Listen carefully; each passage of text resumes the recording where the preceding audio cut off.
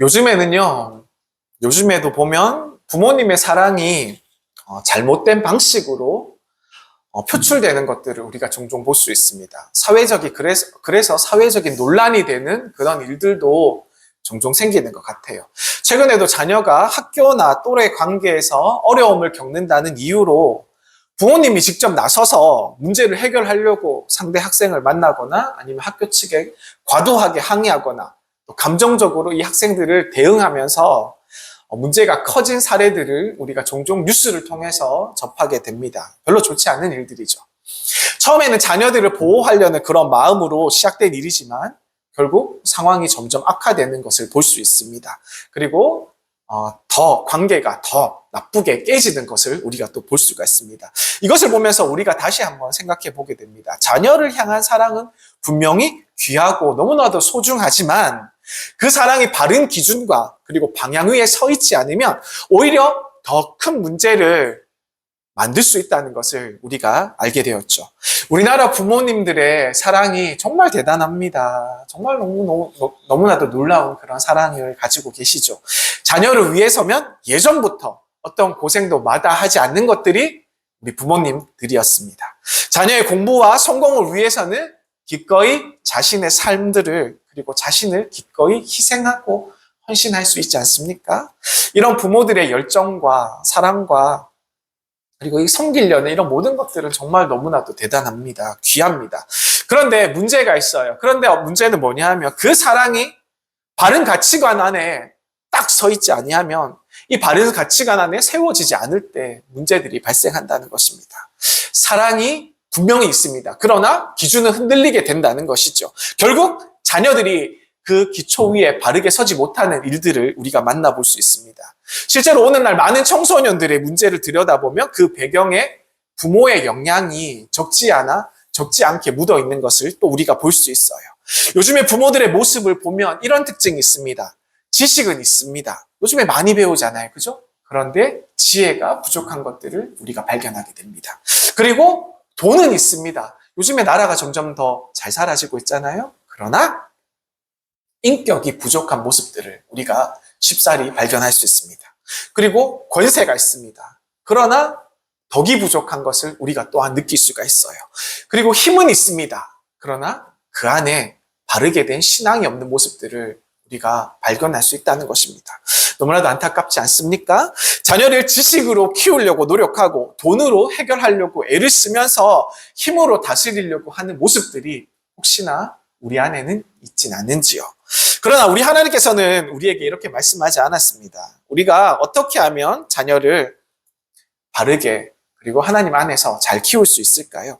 이것은 오늘날 살아가는 부모에게, 우리 모든 부모들에게 있어서 가장 중요한 질문이며 그리고 가장 큰 책임이 되는 말씀일 것입니다. 요즘에 오늘 말씀인 본문 신명기 말씀은요, 언제 주신 말씀이냐 하면 하나님께서 가나안 땅에 들어가기 직전에 가나안 땅 입성을 남겨두고 이스라엘 백성들에게 해주신 아주 귀한 말씀입니다. 하나님은 가나안 입성을 앞둔 이스라엘 백성에게 앞으로 가장 힘써서 해야 할 일이 무엇인지를 알려주시는 말씀이 오늘 본문의 말씀입니다. 그것은 바로 다음 세대, 우리의 다음 세대, 우리의 자녀들을 세우는 일에 최선을 다하라는 그런 말씀을 주신 것이었습니다. 하지만 이스라엘 백성들은 어땠습니까? 가나안 땅에 들어간 이후에 이 사명을 제대로 감당할 수 없었습니다. 그래서 그 결과로 많은 어려움들을 직면하고 힘들어했던 그런 모습들을 우리가 잘 알고 있지요. 그 경험을 통해서 오늘날 많은 유대인들은 자녀 교육에 있어서 매우 중요한 교훈들을 붙잡고 살아가고 있습니다. 시편 127편 3편에 보시면 이런 말씀이 있습니다. 보라! 자식들은 여호와의 기업이요 태의 열매는 그의 상급이로다. 아멘. 우리의 자녀들이 얼마나 귀합니까? 그죠? 얼마나 아름답습니까? 자녀들은 여호와의 기업이요 이렇게 말씀하고 있습니다. 이 기업이라는 말은요, 부담이 되는 책임이라는 그런 의미를 가지고 있습니다. 동시에 하나님께서 우리에게 주신 선물이라는 의미도 함께 담고 있습니다. 자녀는요, 우리 부모들에게 있어서 책임이기도 하고 동시에 함께 기쁨이 된다는 것을 우리가 알 수 있죠. 특히 유대인들에게 있어서 자녀들은 하나님의 귀한 선물으로 여겨졌습니다. 자기의 방식이 아니라 하나님의 뜻대로 키우려고 굉장히 노력을 많이 하고 살고 있습니다. 오늘 우리가 읽을 신명기 말씀은 유대인 자녀 교육의 핵심이 되는 말씀입니다. 아주 유명한 말씀이죠. 이 말씀은요, 오늘의 말씀은 히브리어로 보면 이렇게 시작합니다. 쉐마 이스라엘, 쉐마 이스라엘, 이스라엘아 들으라 라는 말씀입니다. 이스라엘 사람들아, 이스라엘 민족들아 들으라. 영어로 얘기하면 listen 이스라엘 이렇게 얘기하는 말씀이죠.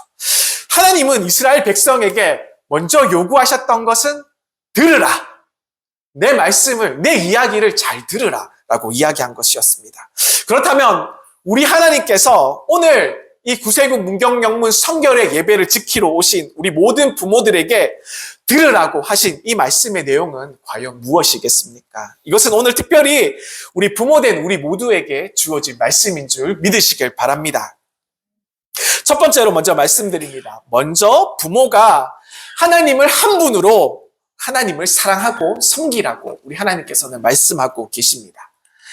오늘 본문의 4절 5절 말씀입니다. 이스라엘아 들으라.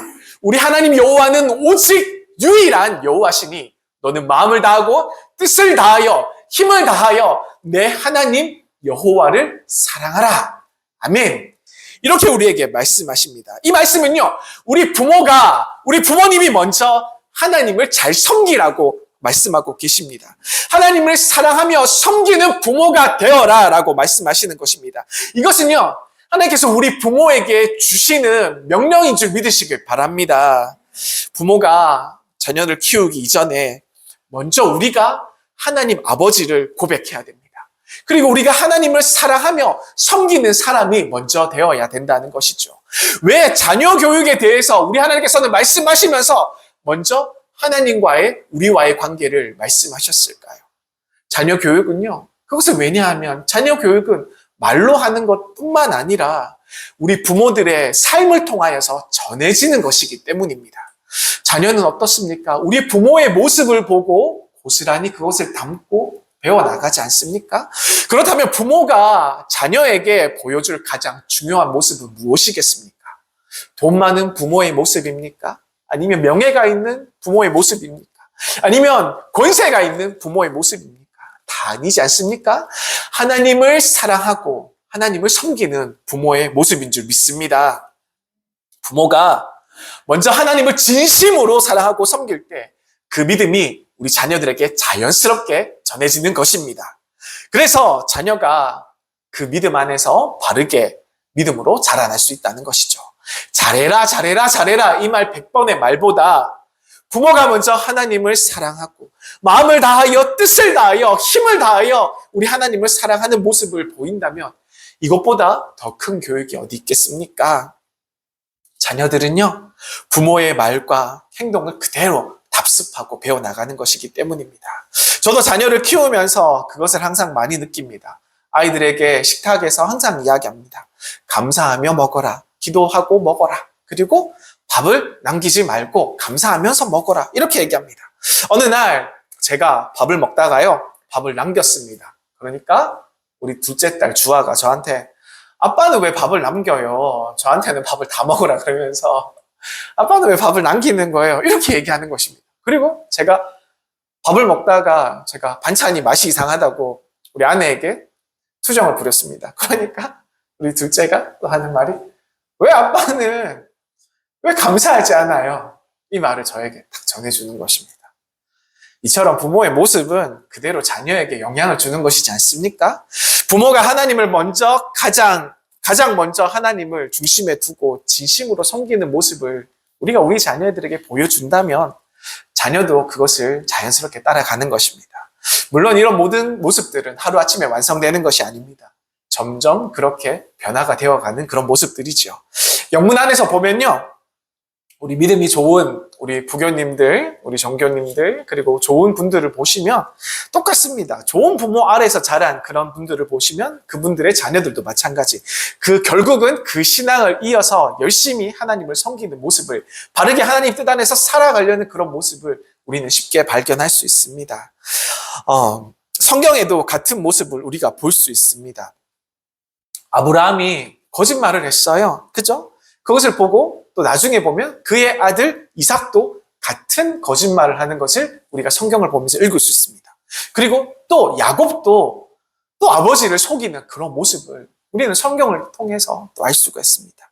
이런 모습들이 반복이 되잖아요. 그죠? 이런 반복되는 모습을 보면서 아마 제가 생각할 때는 이런 것들이 아마 조금씩 보고 영향을 끼치지 않았나 이런 생각도 듭니다.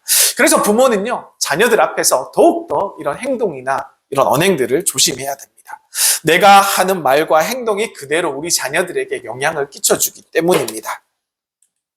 우리 자녀가요, 하나님을 바르게 믿기를 원한다면 부모가 먼저 하나님을 바르게 섬기는 모습을 보여야 하는 것입니다. 우리가 특별히 두 가지를 기억하기 원합니다. 첫 번째는 바른 신앙의 본을 우리가 보여야 하는 것입니다. 4절의 말씀처럼 4절의 말씀에 잠깐만 가보면 4절의 말씀에 보면 잠깐만요. 더 넘겨졌네요. 죄송합니다. 우리 하나님 여호와는 오직 유일한 여호와시니 이렇게 말씀하지 않습니까? 오직 한 분, 우리 하나님은 오직 한 분입니다. 아멘. 우리가 그 하나님 자리에 그 다른 어떤 것도 두시면 안 될 줄 믿습니다. 이것은 너무나도 중요한 것입니다. 우상이나 미신들은 당연히 우리가 멀리해야 되고요. 그리고 우리가 알게 모르게 우리에게 점점 다가오는 것들이 있습니다. 은밀하게 다가오는 유혹들이 있죠. 물질의 유혹들이 그렇습니다. 그리고 이성들의 유혹들이 또 그럴 수가 있습니다. 이런 것들을 우리가 온전하게 우리에게서 멀리 이렇게 밀어내야 되는 것입니다. 하나님만을 섬기는 이런 믿음을 우리가 보여주라는 그런 말씀입니다. 하지만 이스라엘 백성들은 어땠습니까? 하나님도 섬기고 우상도 섬기는 이런 모습들을, 이런 잘못을 범하지 않았습니까? 하나님은 이것을 보고 음란하게 행하였다 이렇게 말씀하고 있어요. 결국 하나님의 심판이 뒤따르게 되었다는 것입니다. 오늘날 우리의 모습들도 우리가 항상 조심한다고 하지만 우리의 모습들도 비슷할 수 있습니다. 우리가 영문 안에서는요, 이렇게 거룩한 모습으로 하나님을 섬기며 예배드리며 기도하고 하나님께 나옵니다. 그러나 우리가 삶 속에 돌아가서 우리가 어떨 때 보면요, 우리가 돈이나 다른 것들을 우리 하나님 아버지보다 더 중요하게 여길 때가 있다는 말씀이죠. 우리도 모르게 말이죠. 우리는 하나님만 마음의 중심에 두는 그런 믿음을 가져야 할 줄 믿습니다. 자, 두 번째는 최선을 다하여서 우리 하나님 아버지를 섬겨야 합니다. 대충 믿는 신앙이 아닙니다. 오늘 하루 그냥 잘 보내는 그런 신앙이 아니라 우리가 진심으로, 우리가 온 마음을 다하여서 우리가 온전한 마음으로 하나님을 섬겨야 된다는 말씀입니다. 우리가요, 우리의 신앙을 형식적으로 가지고 가면 결국 우리는 모든 우리의 삶 속에서 타협할 수밖에 없습니다. 그래서 우리 부모님들은요, 특별히 우리 부모된 우리는 마음과 뜻과 힘을 다하여서 하나님을 사랑하고 섬기는 모습을 보여야 될 줄 믿습니다. 부모가 하나님 말씀을 마음에 잘 새기면 좋겠습니다. 오늘 6절의 말씀해 보시면 이렇게 얘기합니다. 오늘 내가 내게 명하는 이 말씀을 너는 마음에 새기고, 그죠? 마음에 쓰라는 얘기를 아니었습니다. 마음에 새겨두라 그랬습니다. 각인하라는 이야기이지 않습니까? 하나님은 먼저 부모가 하나님의 말씀을 잘 듣고 마음에 새기는 것을 원하십니다. 우리가 머리로만 이해하는 것이 아니라 우리 마음에 깊이 담아두라는 말씀이죠. 왜냐하면 우리의 마음은 우리의 삶의 중심이 되기 때문입니다. 생각도, 감정도, 우리의 행동도 모두 우리의 마음에서 나오기 때문입니다. 그래서 하나님은 부모가 먼저 성경적인 행동과 기준을 바르게 가지고 살아가라고 말씀하십니다. 자녀들이 하나님을 기쁘시게 하는 방향으로 그렇게 해야만 우리가 바르게 키울 수 있기 때문입니다. 우리 부모님들 지금 마음속에는 지금 무엇이 담겨져 있습니까? 우리는 우리 자녀에게 어떤 말씀을 남겨줄 수 있을까요? 한 기독교 학자는 이런 말을 했습니다. 아버지가 돌아가신 후에 우리 아버지는 우리에게 이렇게 말씀하셨어. 이렇게 말하는 것이 아니라 나의 스승이신, 나의 선생님이 된 우리 아버지는 이렇게 생전에 나에게 이렇게 말씀하셨어. 이렇게 말하라는 것입니다.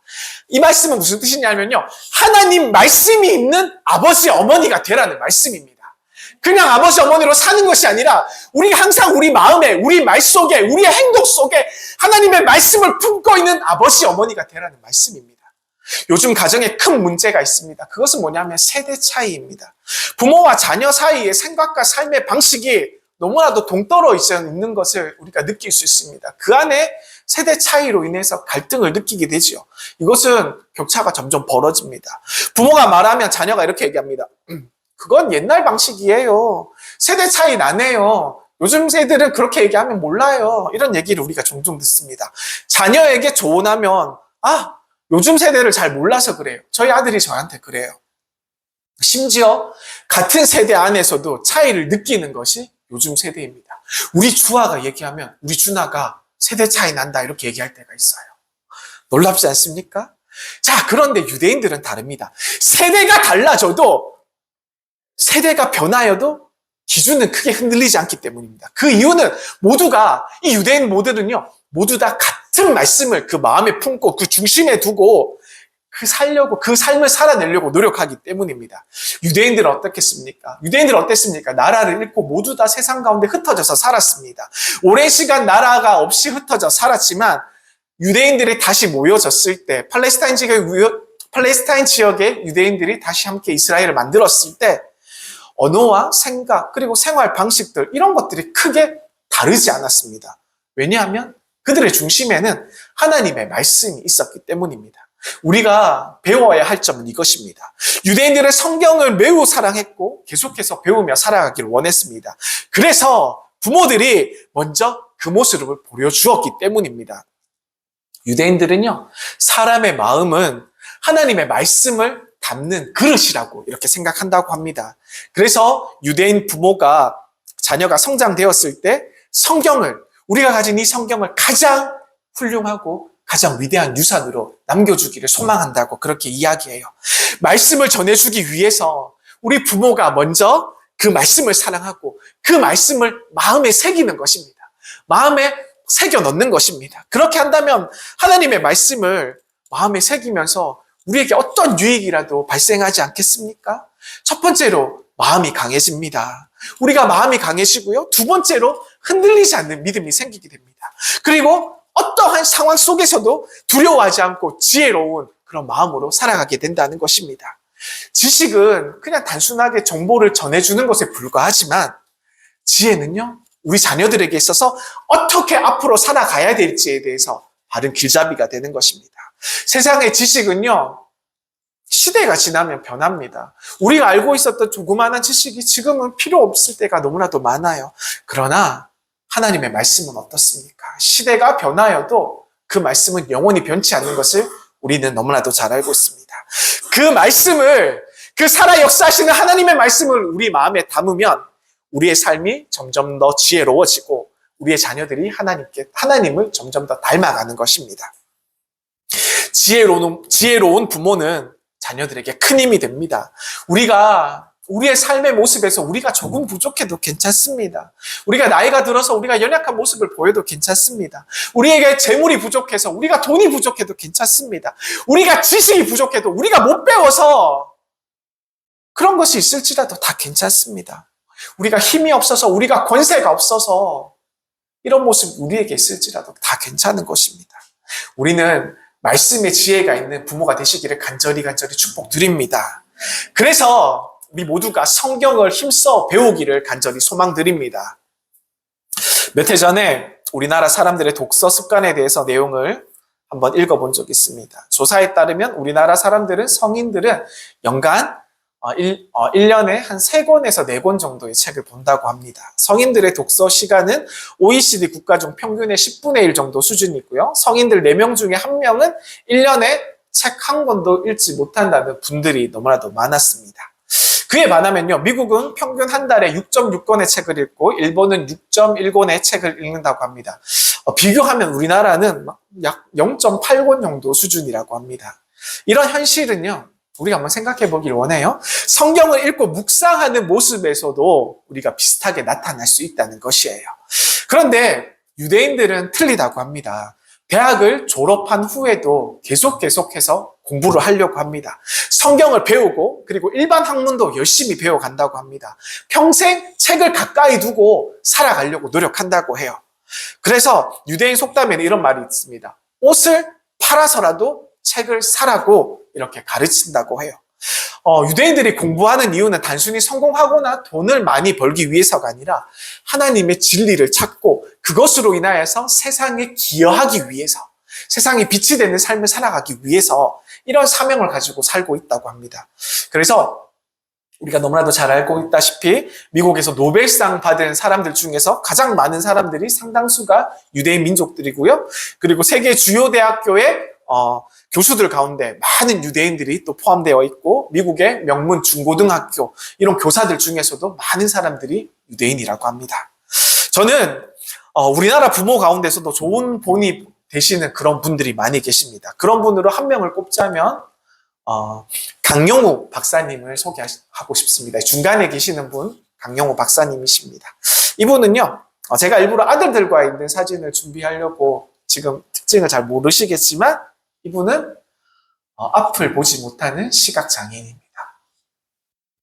근데요, 이분이 이 어려움을 너무나도 힘든 이 시각장애를 극복하고 미국에서 공부해서 교육학 박사 학위를 받아내신 분입니다.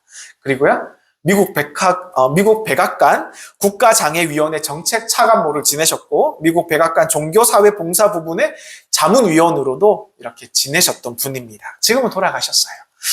그런데요, 이 강영호 박사님이 맹인으로서 박사 학위를 따고 백악관에서 이렇게 일한 것들이 너무나도 훌륭한 부분이지만 더욱더 훌륭한 것은 뭐냐 하면 이 바로 옆에 있는 이 박사님의 두 아들들, 이 두 아들들을 미국의 명문대를 졸업시키고 훌륭하게 키워냈다는 것입니다. 장남이라는 폴 강이라는 분입니다. 이분은 어느 분인지는 잘 모르겠어요. 의학학과 안과 전문의를 지내셨고요, 미국에서. 그리고 둘째 아들 크리스토퍼 강은 법학 박사가 되어서 변호사로 미국에서 열심히 활동하고 계시는 분입니다. 두 아들 모두 미국에서 훌륭한 전문직으로 성장시켰다는 것이죠. 이 강영호 박사님이 이 아이들을 잘 훈육하고 바르게 성공하는 아이들로 키울 수 있었던 것은 이분이 이야기하는 바로 이하면 바로 성경에 근거한 지혜의 양육 방식대로 양육했다는 것입니다. 그 비결을 바로 성경적인 가치관에서 이분은 들고 말씀하고 있어요. 그 성경적 가치관을 중심에 두고 자녀를 열심히 양육했다라고 이분이 말씀합니다. 강영호 박사가요, 이 자녀들 교육에 있어서 가장 중요하게 여겼다는 것이 있는데 그것은 바로 심력이라고 합니다. 심력. 지식과 체력보다 더 중요한 것은 우리 마음의 힘, 심력, 이 마음의 힘이라는 것이죠. 그리고 그것들을 모든 것 위에 성경에 기초한 여러 가지 교육 원칙을 또 강조하고 그렇게 자녀들을 양육했다고 합니다. 그 중에서 가장 중요하게 말하는 것이 하나가 있었는데요. 역경을 도전의 기회로 삼으라고 이렇게 아이들에게 계속해서 이렇게 지도해 주었다고 합니다. 요즘 자녀들이요, 마음이 약해지는 이유는 제 생각에는 아무래도 부모의 영향이 크지 않을까 생각이 듭니다. 마음의 힘은 어려움과 고난을 통해서 자라나기 때문입니다. 우리가 고난을 겪으면 겪을수록 어떻습니까? 고난 속에서 우리가 좋은 것을 바라보고 희망하고 기도하고 살아가지 않습니까? 그렇기 때문에 다시 일어날 힘을 우리가 얻게 되는 것이죠. 그 힘을 길러주는 것이 바로 이 성경이라는 말씀입니다.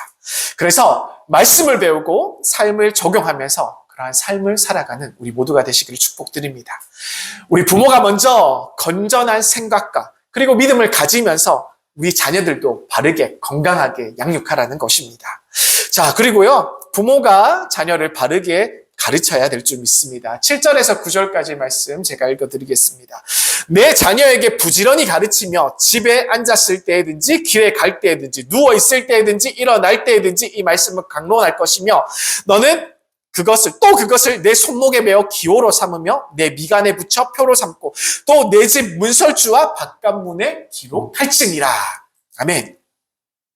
하나님은 부모에게 자녀들을 말씀으로 양육하라, 가르치라고 명령하는 그런 장면입니다. 부모는 자신만 이 말씀을 우리만 아는 것으로 여기는 것이 아니라 자녀들에게 꼭 가르쳐야 되는 것입니다. 그리고 하나님께서는요, 그 방법을 어떻게 가르쳐야 된다는 그 방법도 오늘 말씀을 통해서 아주 구체적으로 우리에게 말씀하고 알려주고 있습니다. 먼저 7절에 보시면요, 먼저 자녀들에게 부지런히 가르치라고 말씀하고 있습니다. 부지런히. 그리고 때와 장소를 가리지 말고 가르치라고 말씀하고 있습니다.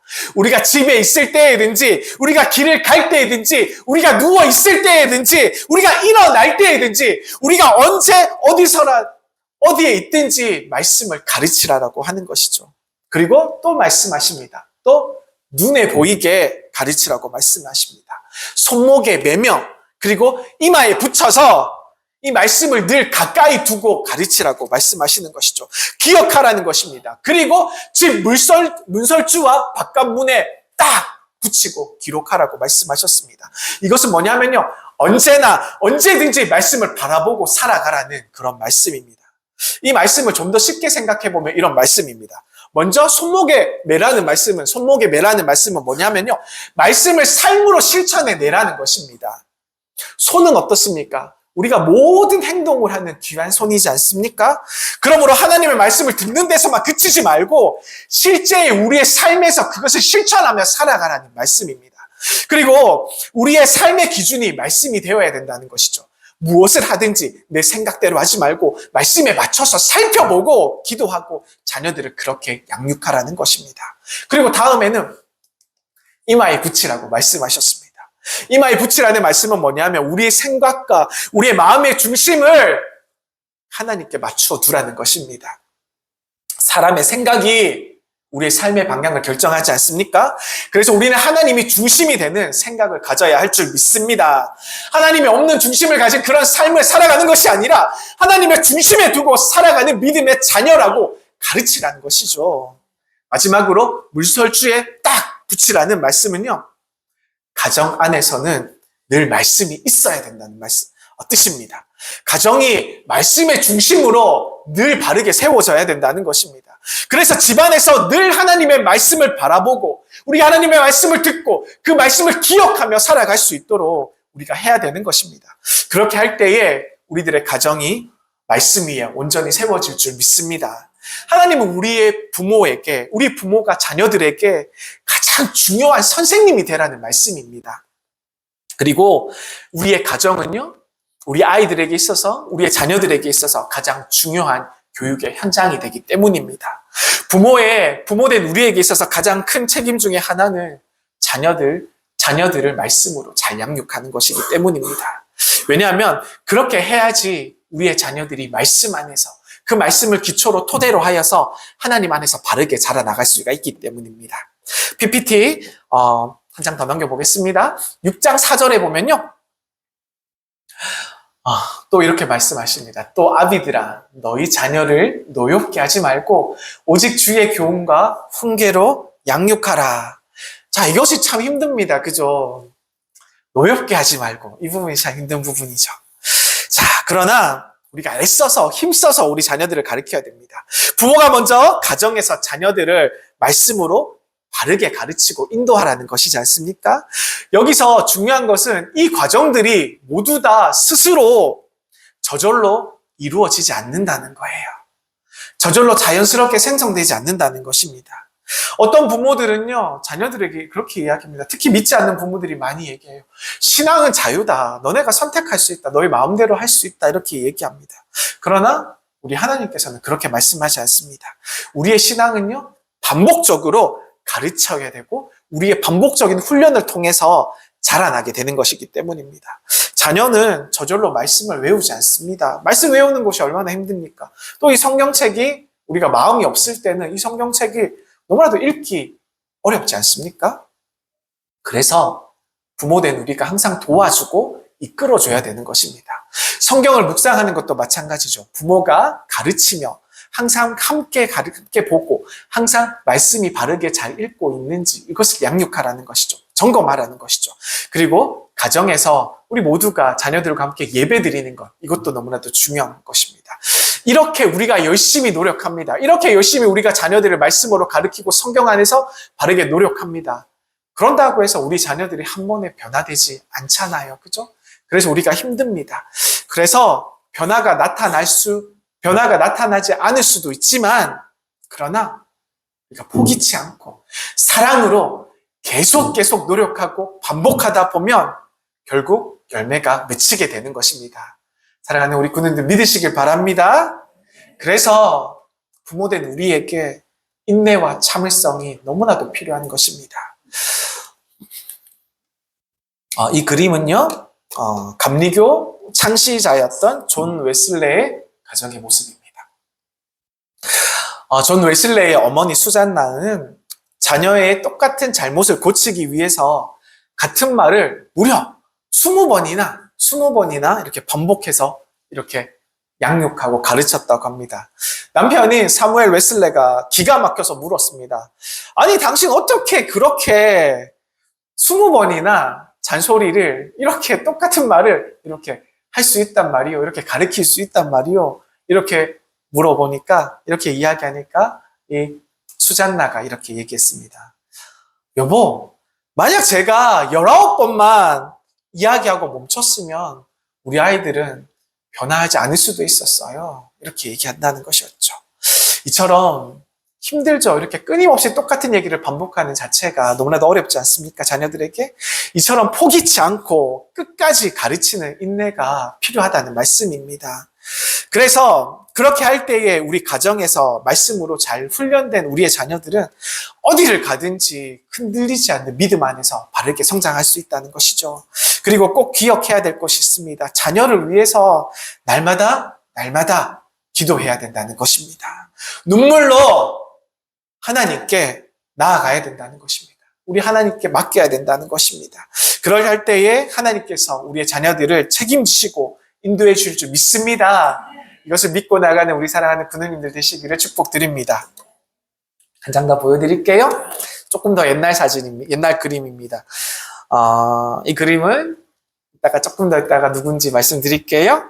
옛날에 이탈리아의 한 교회에 있었던 일입니다. 한 어머니가 예배당에서 대낮부터 예배당을 찾아와서 울고 계셨습니다. 너무나도 크게 흐느끼면서 울고 있길래 그 교회의 목회자분 한 분이 지나가다가 그 어머니에게 다가가서 이렇게 손을 대면서 이렇게 물어봤다고 합니다. 왜 이렇게 슬프게 우시나요? 무슨 힘든 일이 있나요? 아마 같이 기도해 주시려고 그랬던 것 같아요. 그러자 그 어머니가 이야기했습니다. 제 아들이 잘못된 길로 빠졌습니다. 우리 아들이 죄악에 빠졌습니다. 제가 어떻게 해야 될지 모르겠습니다. 도와주세요. 이렇게 기도를 했다고, 이렇게 말씀을 드렸다고 합니다. 그때 그 목회자분이 이렇게 미소를 띄우면서 그 어머니의 어깨를 두드리면서 이렇게 말했습니다. 아주머니, 걱정하지 마세요. 기도하는 어머니의 자녀는 결코 망하지 않습니다. 결코 무너지지 않습니다. 이렇게 이야기했다고 합니다. 이 이야기는요, 바로 성 어거스틴의 어머니 모니카에 대한 이야기입니다. 성 어거스틴과 그 어머니 모니카의 그림입니다. 말씀을 맺기를 원합니다. 우리 부모들이 먼저 하나님을 한 분으로 믿고 진심으로 사랑하며 섬기는 삶을 살아내시기를 축복드립니다. 그리하여서 우리 자녀들에게 믿음의 귀한 유산을 남겨주시기를 소망합니다. 또한 우리 부모가 먼저 하나님의 말씀을 깊이 마음에 새기며 살아가는 사람들이 되시기를 축복드립니다. 그 말씀을 기준으로 가정과 자녀를 바르게 이끌어 가시기를 축복드립니다.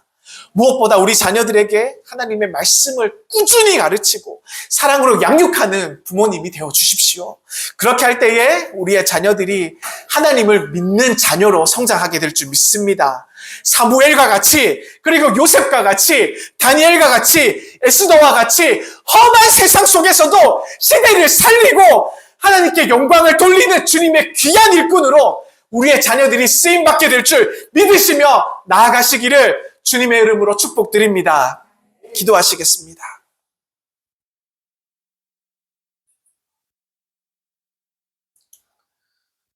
사랑과 은혜가 풍성하신 우리 하나님 아버지 감사합니다. 오늘 우리 구세군의 국제 어린이와 청소년 주일을 맞아서 우리의 다음 세대, 우리의 자녀들을 주님 손에 올려드립니다. 이 땅의 모든 어린이들과 청소년들과 우리의 자녀들을 지켜주시고 어둠 속에서도 믿음과 소망으로 살아갈 수 있도록 주여 함께하여 주옵소서. 부모된 우리가 먼저 하나님을 사랑하고 먼저 말씀으로 살아가게 하여 주시며 우리의 자녀들을 주의 뜻대로 바르게 양육하는 지혜와 인내를 더하여 주시옵소서. 우리의 자녀들이 사무엘과 요셉과 다니엘과 에스더처럼 구국하며 하나님께 쓰임받는 믿음의 자녀들로 성장하게 주님 도와주옵소서. 모든 것을 주님께 맡기며 예수님의 이름으로 기도드립니다. 아멘. 우리 다 함께 일어나셔서 384장 나의 갈 길 다가도록 함께 찬송 드리도록 하겠습니다.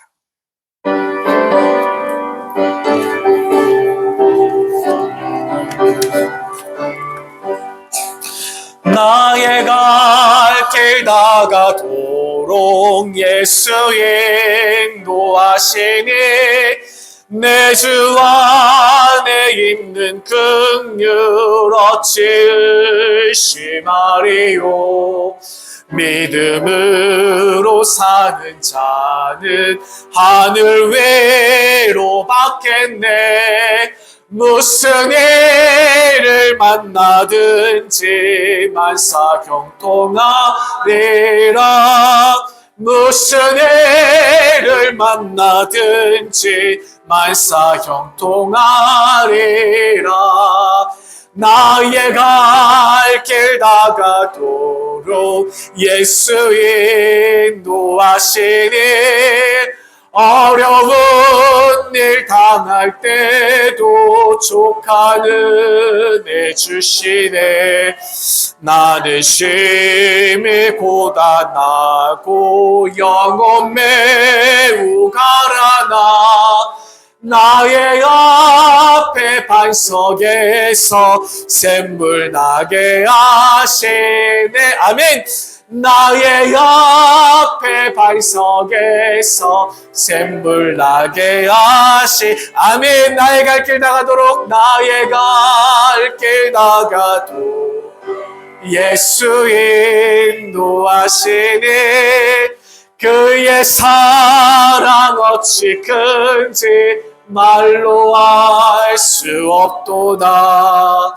성령 감화 받은 영혼 하늘 날아갈 때에 영영 물을 나의 찬송 예수 인도하셨네.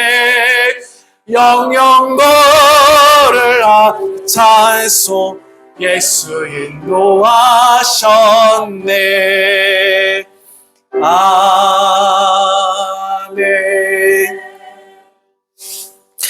이제는 마음과 뜻을 다하여 하나님을 사랑하라 하신 우리 주 예수 그리스도의 은혜와 자녀를 말씀으로 가르치시라고 우리에게 명하신 하나님 아버지의 크신 사랑하심과 그 말씀을 마음에 새기고 삶으로 살아내게 하시는 성령 하나님의 감화, 감동, 위로, 교통, 역사하심이 오늘 들으라 하신 주님의 음성에 순종하여 먼저 하나님을 사랑하고 마음의 말씀을 새기며 자녀를 믿음으로 양육하기를 결단하는 구세군 문경영문의 모든 군우들과 그 가정과 자녀 위에 그 일터 위에 이 땅의 모든 어린이와 청소년들과 자녀들 위에 그리고 이 땅의 모든 주의 교회 위에 이제로부터 영원토록 함께 하시기를 간절히 축원하옵나이다.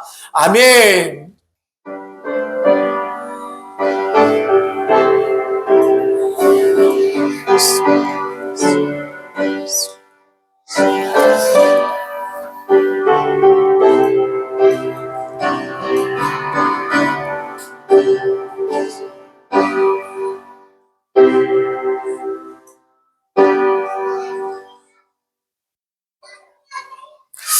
네, 감사합니다. 성결 예배를 마치겠습니다.